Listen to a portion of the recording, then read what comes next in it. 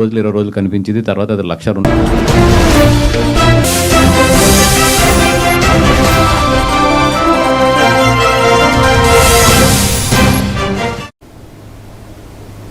Welcome to A1 TV Telugu news. ఇక వార్త వివరాల్లోకి వెళ్తే విశాఖ తగరపువలస అంబేద్కర్ పాఠశాలలో విద్యార్థులకు వైఎస్ఆర్ జిల్లా మహిళా విభాగం ప్రధాన కార్యదర్శి డబ్బీరు ప్రశాంతి పట్నాయక్ మట్టి గణపై విగ్రహాలను పంపిణీ చేశారు. వరసిద్ధి వినాయక చవితి శుభ సందర్భంగా ప్రతి ఒక్క మానవ జీవితంలో ఆనందం వెలుగులు నింపాలని కోరుకుంటూ పర్యావరణాన్ని పరిరక్షించాలని కోరారు.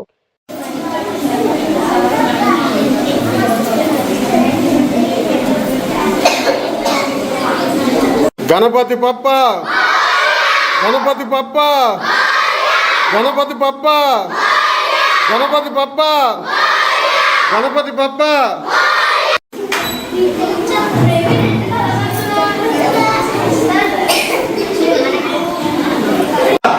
అలాగుండమ్మా. ఇక వార్త వివరాల్లోకి వెళ్తే మట్టి వినాయకుడిని పూజించి పర్యావరణాన్ని రక్షించాలని పశ్చిమ గోదావరి జిల్లా నర్సాపురం ఆర్డీఓ దాసిరాజు అన్నారు. ఉచిత వినాయక ప్రతిమలు, వ్రత పూజ పుస్తకాలను పంపిణీ చేశారు. రసాయన రంగులతో తయారు చేసిన విగ్రహాలతో పర్యావరణానికి తీవ్ర నష్టం జరుగుతోందన్నారు.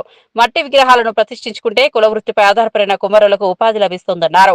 వినాయక చవితి ఉత్సవాలు ప్రశాంతంగా భక్తి శ్రద్ధలతో నిర్వహించుకోవాలని కోరారు.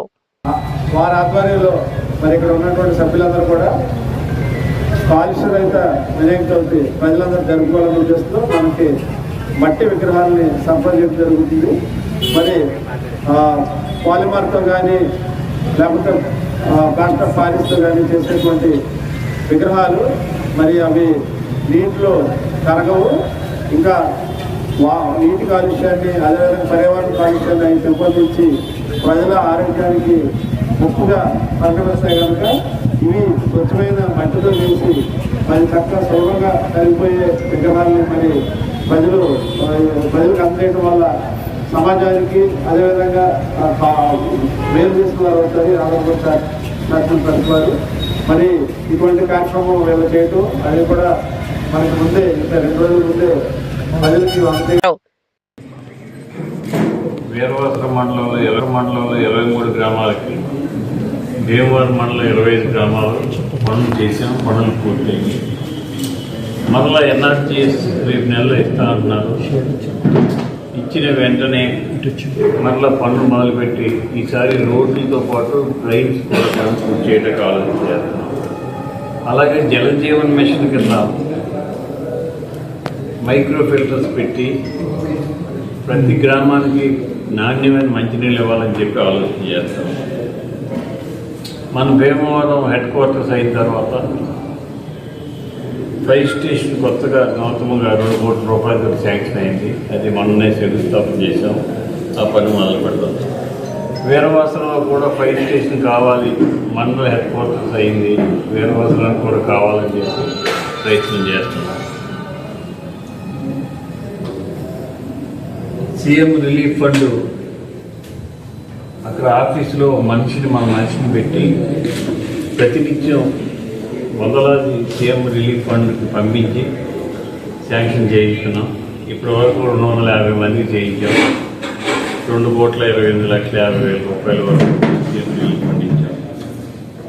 అన్నిటికంటే ముఖ్యమైన సమస్య ఏమిటంటే టిట్కో హౌసెస్.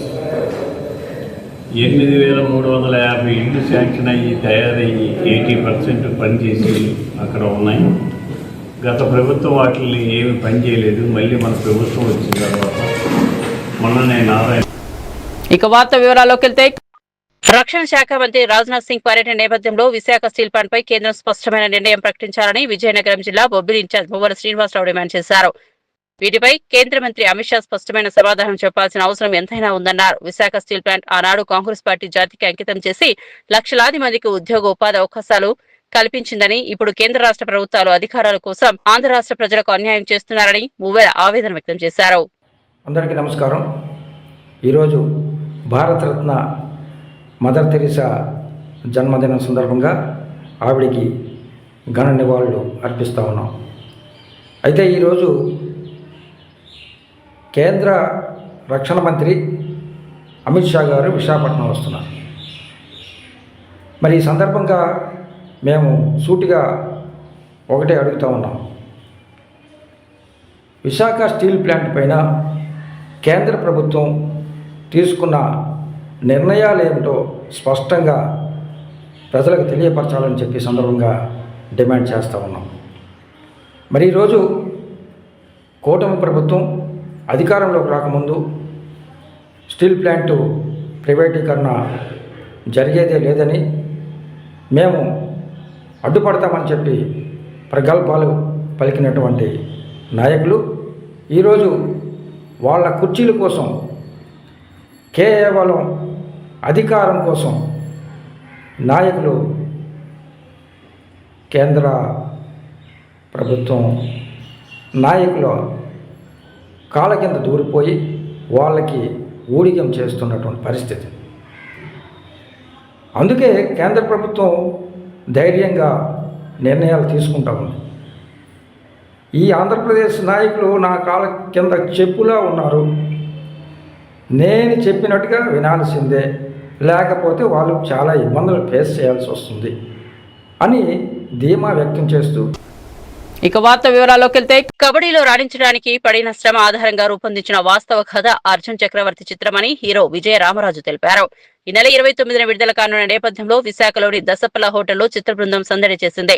కథానాయకుడు విజయ రామరాజు మాట్లాడుతూ ఈ చిత్రానికి ఇప్పటికే మంచి స్పందన లభించిందని, అన్ని వర్గాల ప్రేక్షకులను ఆకట్టుకుంటుందన్నారు. అర్జున్ చక్రవర్తి అనే కబడ్డీ ఛాంపియన్ బయోపిక్ ను దర్శకుడు విక్రాంత్ రుద్ర తెరకెక్కించారన్నారు. అర్జున్ చక్రవర్తి కేవలం సినిమా మాత్రమే కాదు, నా 9 సంవత్సరాల కళ అని అన్నారు. ఆగస్టు 29న ప్రో కబడ్డీ ప్రారంభమవుతుంది. అదే రోజున national sports day kabaddi back drop లో తెరకెక్కిన ఈ సినిమా ఆ రోజున రిలీజ్ అవుతుందని తెలియజేశారు. ఈ కార్యక్రమంలో నిర్మాత శ్రీని గుబ్బల, సినిమా యూనిట్ సభ్యులు పాల్గొన్నారు.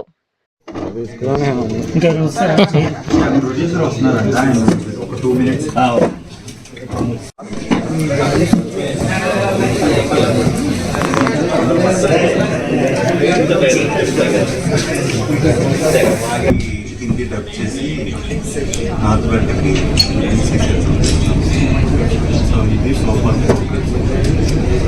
టీజర్కి వచ్చిన బస్సు తర్వాత ట్రైలర్కి వచ్చిన బస్సు సో మాకు బిజినెస్ వైజ్ చాలా ఇబ్బంది బాగా అండ్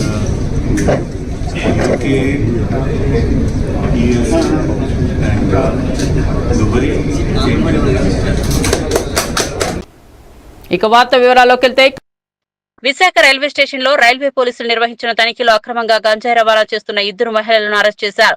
వారి వద్ద నుంచి 90,000 విలువైన 18 కిలోల గంజాయిని స్వాధీనం చేసుకున్నారు. పశ్చిమ బెంగాల్, ఒడిశాకు చెందిన 2 మహిళలు ప్లాస్టిక్ క్రికెట్ బ్యాట్లను కట్ చేసి అందులో గంజాయి నింపారు. విశాఖపట్నం రైల్వే స్టేషన్ మీదుగా గంజాయిని కేరళకు అక్రమంగా రవాణా చేస్తుండగా వారిని రైల్వే పోలీసులు అదుపులోకి తీసుకున్నారు. ఆరోపిస్తున్నటువంటి కొత్త పోకడ ఇది ఏంటి అనేసి అంటే, పిల్లలు ఆడుకునేటటువంటి ప్లాస్టిక్ బ్యాట్ని పైన ఈ గ్రిప్ చేతితో పట్టుకోవడానికి ఉండేటువంటి గ్రిప్ దగ్గర కట్ చేసి దానికి ఈ విధంగా కట్ చేసి దీంట్లో గంజాయి ఫిల్ చేసి ఈ విధంగా గంజాయి ఫిల్ చేసి దాన్ని మళ్ళీ యాసిడ్గా దాన్ని టేప్తో గంజాయి ఫిల్ చేసి ఏదైతే కట్ చేసిన భాగం ఉందో దాన్ని మళ్ళీ టేప్తో ఈ విధంగా కవర్ చేసి, ఈ టేప్ చుట్టుపడి నుండి మనకు అనుమానం రాకుండా ఉండడం కోసం ఎలాస్టిక్ గ్రిప్ అనే దాన్ని దీనిపైన తొడవడం జరిగింది. అదేవిధంగా ఈరోజు ఇలాంటి బ్యాట్లు 18 బ్యాట్లు విశాఖపట్నం రైల్వే స్టేషన్ నందు జీఆర్పీ మరియు ఆర్పీఎఫ్ వారు కలిసి సీజ్ చేయడం జరిగింది గంజాయి కేసులో. ఈ బ్యాట్ నందు ఉన్నటువంటి బిల్ చేసినటువంటి గంజాయి బయటకు తీయగా సుమారు ఒక 1/2 కేజీ వరకు రావడం జరిగింది. ఇది బ్యాట్ ఒక 1/2 కేజీ, ఇది ఒక 1/2 కేజీలా రావడం జరిగింది.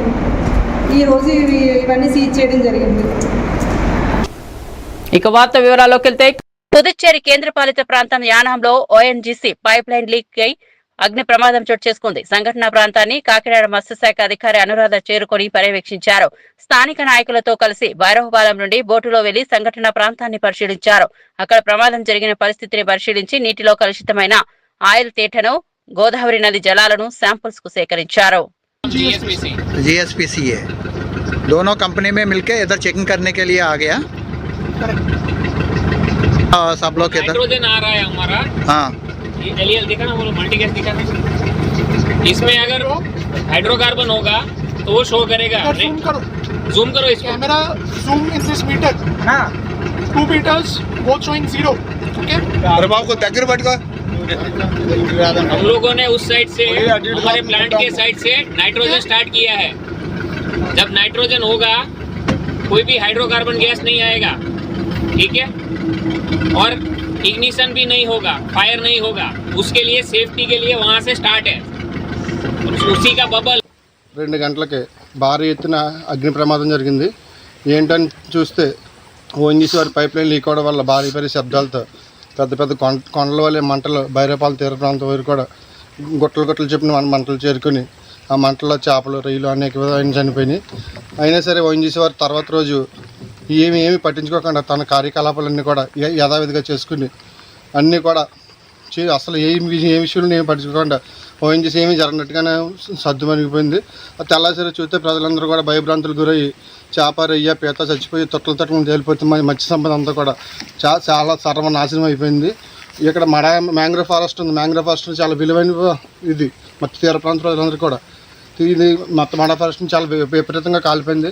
ఈ కాలిపోయినా సరే ఇప్పుడు ఫారెస్ట్ అధికారులు కానీ ఎవరు కూడా ఏ విధంగా పట్టించుకోలేదు. అది ఓఎన్జీసీ సంస్థ అవడం వల్ల ఈ మడ ఫారెస్ట్ ఉంటేనే మత్స్యకారుడికి జీవనాధారం ఉంటుంది. రొయ్య చేప పీత గుడ్లు పెట్టాలంటే వచ్చి ఈ మడ ఫారెస్ట్. ఇక వార్త వివరాల్లోకి వెళ్తే కాకినాడ జిల్లా తాళరేవు మండలం నీలపల్లి పంచాయతీ చెక్పోస్ట్ సమీపంలో మరళీనగర్ వద్ద అర్ధరాత్రి హత్య జరిగింది. యానా కాకివారి వీధిలో నివసిస్తున్న పాలీపు శ్రీను అనే వ్యక్తిని గుర్తు తెలియని దుండగులు రాళ్లతో కొట్టి హత్య చేశారు. SI Puneeth Raj, traffic SI Nookaraju crime team ఘటనా స్థలానికి చేరుకుని వెళ్లి పరిశీలించారు. అనంతరం కేసు నమోదు చేసుకుని దర్యాప్తు చేస్తున్నారు.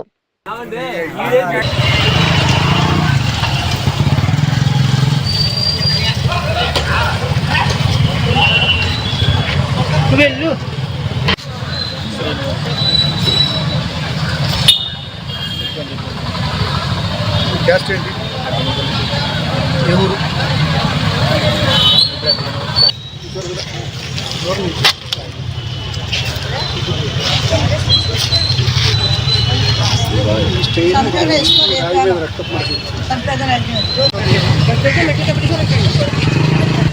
ఏడు తీయండి. మన కొట్టినాడు ఎవరా?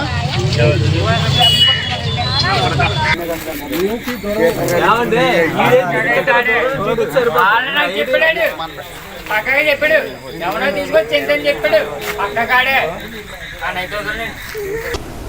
ఇక వార్త వివరాల్లోకి వెళ్తే బాపట్ల జిల్లా కోర్షపాడు మండలం పమిడిపాడు గ్రామంలో మంత్రులు గొట్టిపాటి రవికుమార్, పార్థసారథి పలు అభివృద్ధి పనులు శంకుస్థాపన చేశారు. ఈ కార్యక్రమంలో society chairman Jagarlamudi Jayakrishna, TDP యువ నాయకులు రావి నరేష్ తదితరులు పాల్గొన్నారు. నియమించబడినాను నేను సహకార సంఘముల చట్టం 1964లో తెలిపిన ప్రకారము నా విధులను సక్రమంగా శ్రద్ధతో అంతఃకరణ శుద్ధితో. అదేవిధంగా పౌడిపాడు గ్రామస్తులకు ముందుగా అందరూ కూడా పేరుపైన నమస్కారాలు. మన మంత్రి గారు వాళ్ళ రాజమండ్రి వెళ్ళారు పొద్దున్నే పార్టీ కార్యక్రమంలో భాగంగా గడిచిన 3 రోజుల నుంచి రాష్ట్రంలో పార్టీ అధ్యక్షులను ఎన్నుకోవాలనేది కార్యక్రమం చేస్తూ ఉంటే మంత్రి గారు రాజమండ్రి వెళ్ళాల్సింది వచ్చింది. అందుకని దాదాపు 4కి పెట్టుకోవాల్సిన ప్రోగ్రాం 7 అక్కడి నుంచి రాజమండ్రి నుంచి ఆ ప్రోగ్రాం కంప్లీట్ చేసి ఇమీడియట్గా హైదరాబాద్ వెళ్ళాలంటే మానేసి ఇక్కడికి వచ్చి ఇక్కడ చూసుకొని నేను కార్డు వెళ్తానని చెప్పి మా మీద ఎంతో ప్రేమతో మా మీద గౌరవంతో వాళ్ళ ఇక్కడ రావడం జరిగిందన్నమాట. పోలీసు అధికారులకు కూడా నా అభినందన తెలియజేసుకుంటా ఉన్నాను, నేను దూరం వచ్చినందుకు మా కోసం. అదేవిధంగా నాకు ఫస్ట్ రాజకీయ వేదిక ఎక్కింది నేను మీ గ్రామంలో, నేను ఎమ్మెల్యే ముందు ఆంజనేయులు గారి దగ్గర ఆ రోజు చనిపోయినప్పుడు ఎక్కడ నా బాగా గుర్తుంది. ఇంకా నేను ఎమ్మెల్యే అవ్వనప్పుడు నరేష్ ఫ్రెండ్ నేను అప్పుడు వచ్చాను. ఆ రాజకీయ వేదిక అనేది ఎక్కింది యువకులు పెట్టినాను. అదేవిధంగా మీరు కూడా నేను పోటీ చేసినప్పుడల్లా మీ ఆధార అభిమానాలు నా జీవితంలో ఎప్పుడు కూడా మర్చిపోలేను. ఇక వార్త వివరాల్లోకి వెళ్తే బీజేపీ మాజీ ఎమ్మెల్సీ అన్నం సతీష్ ప్రభాకర్ ఆధ్వర్యంలో బాపట్ల గడియార స్తంభం వద్ద 5,000 మట్టి వినాయక విగ్రహాలను పంపిణీ చేశారు. ఈ సందర్భంగా గురుస్వామి మాట్లాడుతూ మట్టి వినాయక ప్రతిమలను పూజించడం ద్వారా పర్యావరణానికి ఎటువంటి ఇబ్బంది కలగకుండా ఉంటుందని అన్నారు. ఆ విఘ్నేశ్వరుని ఆశీస్సులు ఎల్లవేళలా ప్రజలందరిపై ఉండాలని ఆకాంక్షించారు.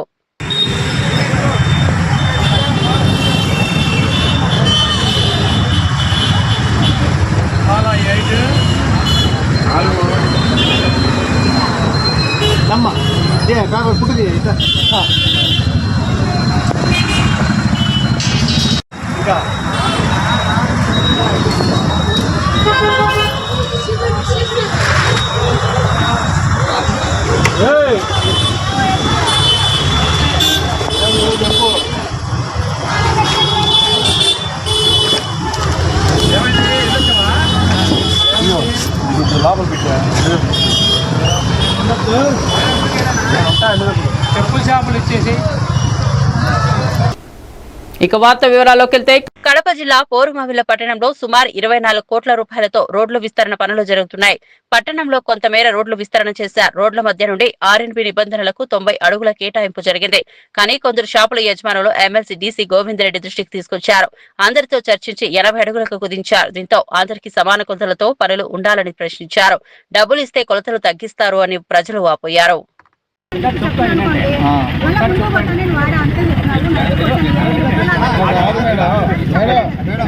ఆ సమస్య మేము క్లియర్ చేస్తాం మీడియా వాళ్ళము. ఎందుకంటే 50 కలిపి ఒక ఎన్ని అడుగులు కాలువ తీస్తారు అది చెప్పండి మాకు. అనేది మాకు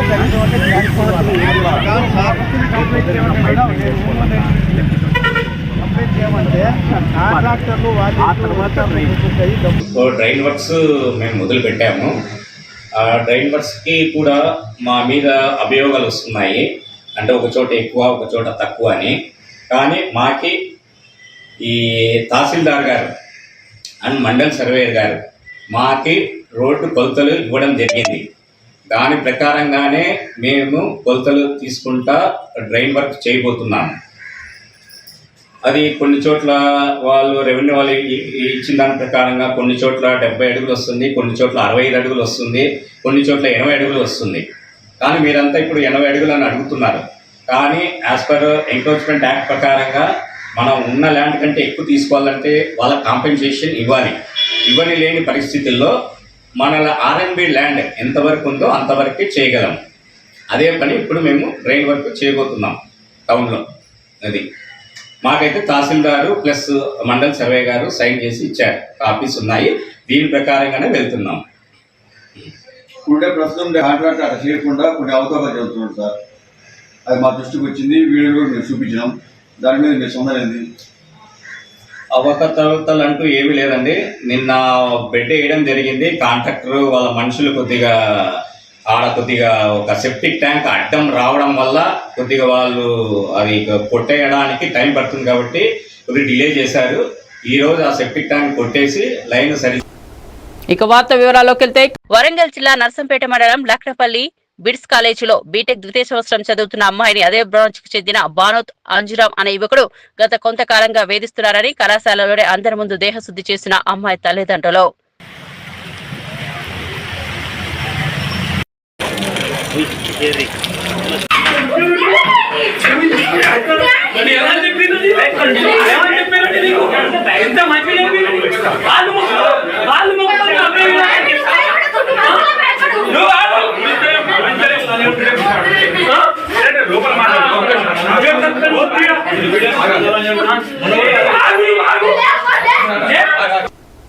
ఇక వార్త వివరాల్లోకి వెళ్తే రాష్ట్రంలో యూరియా కొరతకు నిరసనగా రామగుండం పట్టణం అయోధ్య నగర్ లో మాజీ ఎమ్మెల్యే కోరుకంటి చందర్ ఆధ్వర్యంలో సర్కార్ దిష్టిబొమ్మ దగ్ధం చేసి నిరసన వ్యక్తం చేశారు. రైతులకు కావాల్సిన యూరియా నిల్వలను చేయని పక్షంలో బీఆర్ఎస్ పార్టీ ఆధ్వర్యంలో రైతులతో కలిసి ఆందోళనలు చేస్తామని అన్నారు. గ్రామాలకు వచ్చే కాంగ్రెస్ బీజేపీ నేతలను యూరియా కొరతపై ప్రజలు రైతులు నిలదీయాలని మాజీ ఎమ్మెల్యే చందర్ కోరారు. ఈ కార్యక్రమంలో బీఆర్ఎస్ నేతలు గోపా ఐలహ్ యాదవ్, మాజీ జెడ్పీడీసీ ఆముల నారాయణ, రామగుండం పట్టణ అధ్యక్షులు బొడ్డుపల్లి శ్రీనివాస్, మాజీ ప్రజాప్రతినిధులు కుమ్మల్ శ్రీనివాస్ పాల్గొన్నారు. రైతులకు ఎరువులు కావాలని అడగకుండా రాహుల్ గాంధీని ప్రధానమంత్రి చేస్తామని మాట్లాడుతున్నటువంటి యొక్క రేవంత్ రెడ్డి ఇలా ఏ గ్రామానికి పోయినా కూడా ఇలా కాంగ్రెస్ నాయకులను ఇలా కాంగ్రెస్ పార్టీకి సంబంధించినటువంటి ప్రజాప్రతినిధులను నిలదీస్తున్నటువంటి ఈ యొక్క సందర్భంగా మేము రామగుండం ట్యాక్స్ ఆఫీస్కి వచ్చి వివరాలు సేకరణ చేస్తే గతంలో కేసీఆర్ గారి పాలనలో ముందు చూపుగా ఇతర రాష్ట్రాల నుండి మన రాష్ట్రానికి ఎగుమతి చేపించి ఎరువుల కొరత లేకుండా చేసిండు. ఇప్పటి వరకు ఈ సీజన్లో 15,000 వరకు యూరియా సప్లై చేసినటువంటి పరిస్థితి గతంలో ఉండే. ఈరోజు 10,000 మాత్రమే వచ్చినాయి.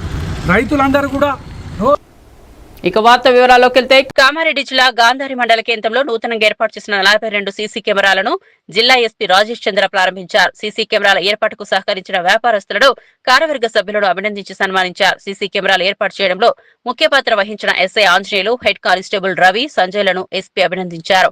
ఈ కార్యక్రమంలో అదనపు SP admin Narasimha Reddy, SI Srinivasa Rao, special bank inspector Sridhar, Sadashiva తదితరులు పాల్గొన్నారు. వీడీసీ మిగతా సామాన్య ప్రజలందరూ కలిసి ఫండ్ కలెక్ట్ చేసుకొని ఎంతో మంచి కార్యక్రమంగా ఈ సీసీ కెమెరాలు ఏర్పాటు చేసుకోవడం జరిగింది. ఒక్క సీసీ కెమెరా 10 మంది పోలీస్ వాళ్ళతో సమానము. సో గణేష్ విగ్రహాలు కూడా ప్రతిష్ఠించబడతాయి. దాని తర్వాత గణేష్కి సంబంధించి నిమజ్జన కార్యక్రమాలు కూడా ఈరోజు బాన్స్వాడపై కూడా రివ్యూ చేసుకోవడం జరిగింది, కామారెడ్డిలో కూడా రివ్యూ చేసుకోవడం జరిగింది. సో ప్రతి మండలంలో కూడా కొన్ని చెరువులు, కుంటలు ఉంటాయి. సో పెద్దలు ఆర్గనైజర్స్ ఆధ్వర్యంలో మాత్రమే వాటిని ప్రొసెషన్ కానీ, లేకపోతే వాటి శోభాయాత్ర కానీ, లేకపోతే నిమజ్జనం కానీ టేకప్ చేయాలి. మీరు లేకుండా, ఆర్గనైజర్స్ లేకుండా విగ్రహాన్ని మాత్రం నిమజ్జనానికి పంపవద్దని చెప్పేసి మేము పోలీస్ డిపార్ట్మెంట్ నుంచి కోరుకుంటున్నాము. సో బిఫోర్ ఐ క్లోజ్, మరొకసారి ఈ మంచి కార్యక్రమానికి శ్రీకారం చుట్టి చాలా మండలాలకు ఆదర్శంగా నిలిచిన గాంధారి మండల ప్రజలకు, వర్తకులకు, సామాన్యులకు, వీడీసీకి ప్రతి ఒక్కరికి కూడా. ఇక వార్త వివరాల్లోకి వెళ్తే కామారెడ్డి బాన్సువాడలో గణేష్ ఉత్సవాలను శాంతియుతంగా భద్రతతో నిర్వహించేందుకు జిల్లా యంత్రాంగం సమగ్ర ఏర్పాట్లు చేపట్టింది. బాన్సువాడ పట్టణంలో గణేష్ ప్రతిష్టాపన మరియు నిమజ్జన ప్రదేశాలను జిల్లా ఎస్పీ రాజేష్ చంద్ర స్వయంగా సందర్శించి పరిశీలించారు. గ్రామ చావడి నుండి సంగమేశ్వర కాలనీ చౌరస్తా, చమన్ చౌరస్తా మార్గంగా కల్కి చెరువులో జరిగే నిమజ్జన మార్గాన్ని పరిశీలించారు. ఈ కార్యక్రమంలో సబ్ కలెక్టర్ కిరణ్మయి, అదనపు ఎస్పీ కె నరసింహారెడ్డి, పట్టణ SHO Ashok, special batch inspector Sridhar పాల్గొన్నారు. అది కాకుండా విగ్రహాలు పెట్టే ఆర్గనైజర్స్ తోటి వాళ్ళతో కూడా ఒక సపరేట్ మీటింగ్ కూడా తీసుకోవడం జరిగింది. గత ఏడాదితో కంపేర్ చేస్తే గత ఏడాది సుమారు 3,600 విగ్రహాలు మన జిల్లాలో ప్రతిష్ఠించబడ్డాయి. వాటి నిమజ్జనం కూడా పీస్ఫుల్ కంప్లీట్ అయింది.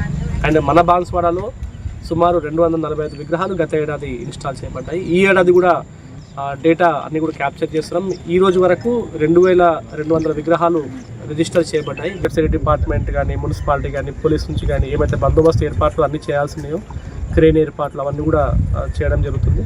సో ప్రజలకు రిక్వెస్ట్ చేస్తున్నాము, ఈ గత ఏడాది కన్నా కూడా ఈసారి చాలా వైభవంగా చేసుకుందాము. బట్ కొన్ని ప్రికాషన్స్ ఏవైతే ఉన్నాయో అవి ఖచ్చితంగా తీసుకోవాల్సి ఉంటుంది. ముఖ్యంగా ఫైర్ గురించి, ఎలక్ట్రిక్యూషన్ అండ్ ఇక్కడ ఇమ్మర్షన్ పాయింట్ దగ్గర ఏమన్నా యాక్సిడెంట్స్ ప్రివెంట్ చేస్తూ మనం అన్ని ఏర్పాట్లు చేసుకుందాము. ముఖ్యంగా మన చాలా చిన్న గల్లీలు ఉన్నాయి కాబట్టి ఎలక్ట్రిసిటీ పోల్స్ కూడా చిన్నగా ఉన్నాయి. అవి తగిలి ఏమైనా ఎలక్ట్రిక్యూషన్ అయ్యే అవకాశం ఉంటుంది. కాబట్టి పబ్లిక్ కూడా కోఆపరేట్ చేసుకుంటూ, ముఖ్యంగా పిల్లలు, యంగ్ పిల్లలు కూడా చాలా ఉత్సాహంగా ఉంటారు. ఆ రోజు కొన్ని జాగ్రత్తలు తీసుకొని ఎటువంటి అవాంఛనీయ సంఘటనలు జరగకుండా ఈ ఉత్సవాలు కూడా చాలా వైభవంగా కంప్లీట్ చేయాలని కోరుకుంటున్నాము. ఈ ఉత్సవాలు, ఈ గణేష్ ఉత్సవాలు మన జిల్లాలో చాలా సేఫ్గా, చాలా హై లెవెల్లో సెలబ్రేట్ చేసుకోవడానికి అన్ని ఏర్పాట్లు కూడా. మరిన్ని అప్డేట్స్ కోసం చూస్తూనే ఉండండి A1 టీవీ తెలుగు న్యూస్.